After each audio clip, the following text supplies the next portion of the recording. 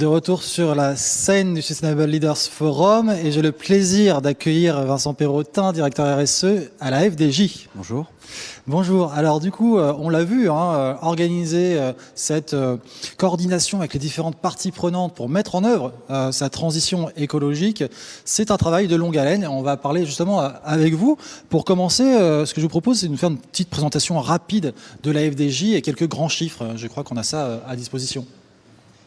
Tout à fait. Vous m'entendez bien ?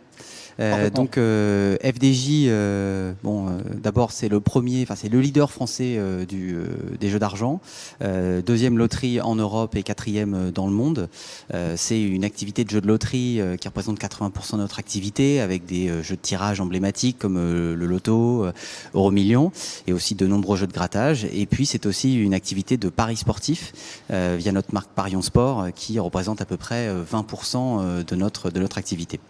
FDJ, c'est aussi 30 000 points de vente dans tous les territoires en France, ce qui fait de nous le premier réseau de proximité de France.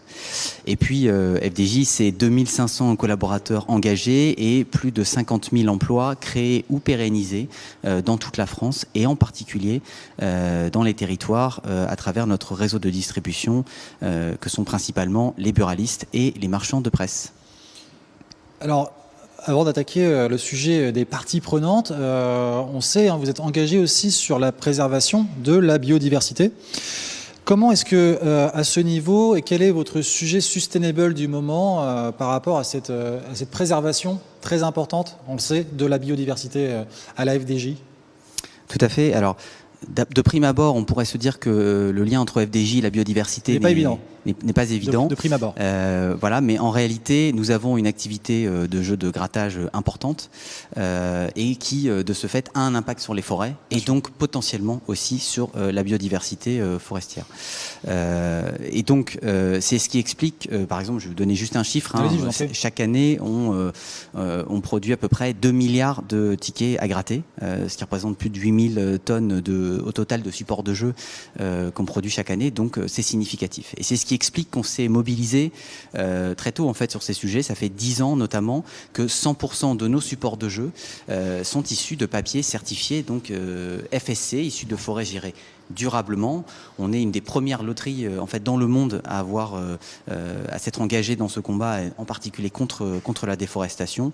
Et ça s'inscrit plus largement dans une politique environnementale et une trajectoire carbone que nous avons aussi fixée à horizon 2025 et fait valider par l'initiative internationale Science Based Targets. Alors pour répondre plus précisément à votre question, quels sont nos sujets sustainable du moment sur la question de la biodiversité ? En fait, j'en vois 3. Ouais. Le premier, c'est essayer de créer un mouvement dans l'ensemble des loteries en Europe et dans le monde sur ces sujets pour que l'ensemble de ces acteurs se convertissent, j'allais dire, au papier aussi FSC pour protéger les forêts.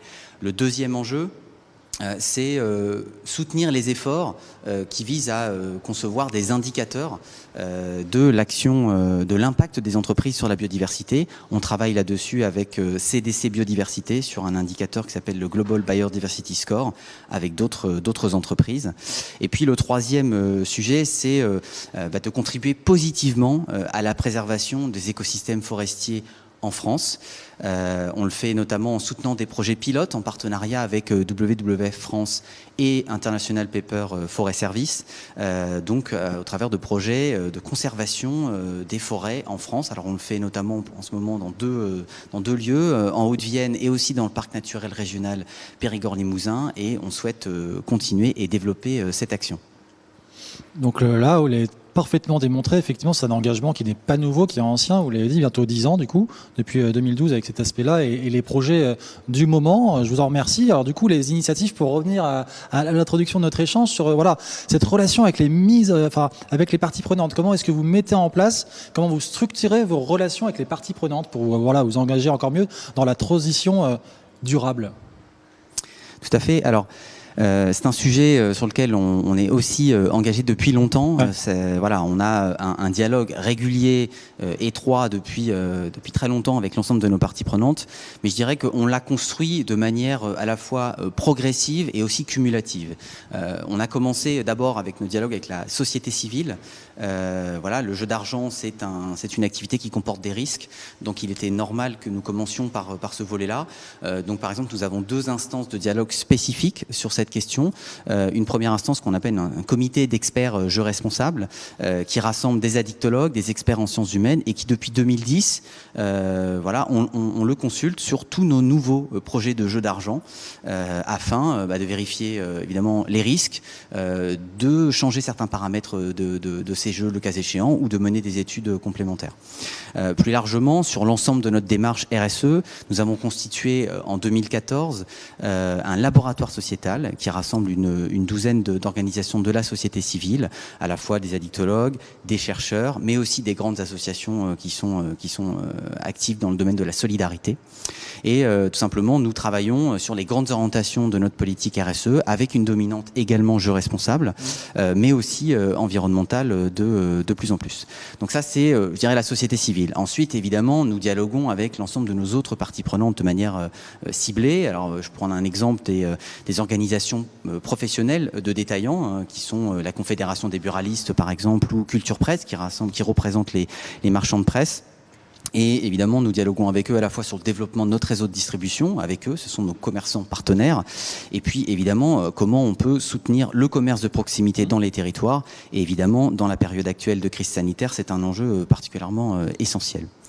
Et puis je dirais le troisième niveau, c'est ce qui est à l'écran, c'est-à-dire notre dialogue multi-parties prenantes. Et la dernière évolution pour nous, dans le sillage de l'adoption de notre raison d'être et de son inscription dans nos statuts en 2020, ça a été la constitution donc d'un comité des parties prenantes, voilà, qui rassemble l'ensemble de nos parties prenantes, mais aussi des expertises et des experts variés sur un certain nombre de sujets, précisément à la fois pour suivre la mise en œuvre de nos engagements pris en application de la raison d'être, et puis de structurer un dialogue, donc comme je disais, multi-parties prenantes autour de notre direction générale sur les enjeux clés qui sont importants pour nous et que vous voyez voir à l'écran, c'est-à-dire des enjeux autour du jeu responsable, comme je le disais, mais aussi du commerce de proximité des territoires, des enjeux de data et d'intelligence artificielle, et naturellement aussi des enjeux environnementaux. On a 13 membres qui composent cette enceinte, et elle est présidée par une personnalité externe qui précisément a pour vocation de faire finalement dialoguer ensemble toutes ces parties prenantes. C'est très intéressant, effectivement, on n'est pas siloté, on est vraiment dans une culture dès la direction générale qui est motrice à la FDJ pour porter ce sujet. Tout à fait. Alors c'est pour ça que c'est un comité qui se rassemble, qui se structure et qui se réunit en fait. Ces 13 personnalités se réunissent en présence de notre direction générale systématiquement.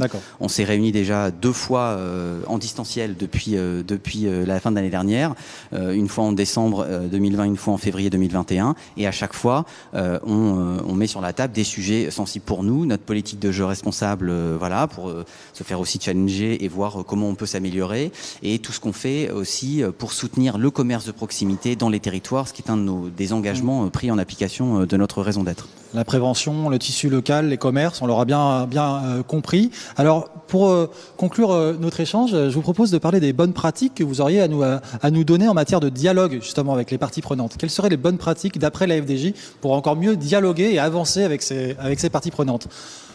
Alors moi j'en verrai 4. La première, c'est d'abord de structurer les choses progressivement. Voilà, d'abord, je dirais partie prenante par partie prenante, il faut un dialogue de confiance avec ces parties prenantes avant de passer au cap du comité des parties prenantes. Je pense qu'il faut une certaine maturité aussi de ce point de vue, et je pense qu'il ne faut pas brûler les étapes. La deuxième chose, c'est qu'il faut, je pense, beaucoup travailler et réfléchir à la composition de ces enceintes. Nous, d'une certaine manière, voilà, il faut avoir les bonnes expertises, les principales parties prenantes, voilà. Et donc nous, par exemple, voilà, on s'est dit il faut qu'on ait des représentants de l'addictologie, c'est une évidence, du commerce de proximité aussi, mais on souhaitait que les enjeux de solidarité, même pas parler des sujets de jeu d'argent, mais qui sont évidemment cruciaux pour une entreprise comme la nôtre. Mais on voulait aussi que les enjeux de solidarité soient aussi pris en compte. Vous allez encore plus loin que ce qui touche directement. Et environnementaux, pour pouvoir traiter des enjeux clés et d'avenir. La troisième chose, tout simplement, c'est de travailler sur le fond pour produire du contenu. Un dialogue avec les parties prenantes, c'est un dialogue de fond, et les parties prenantes ne s'engageront pas si derrière il n'y a pas du fond, et il faut en apporter. Et vous vous rendez compte du coup à chaque fois. Tout à fait. Et la dernière chose que je dirais là-dessus, c'est de prendre en compte les attentes de nos parties prenantes pour montrer qu'on est dans un exercice de sincérité et véritablement de progrès en commun sur tous ces sujets. À l'écoute et acteur vraiment avec ces parties prenantes, la FDJ. Je vous remercie beaucoup, Vincent Perrotin. Merci beaucoup. À très bientôt. Au revoir.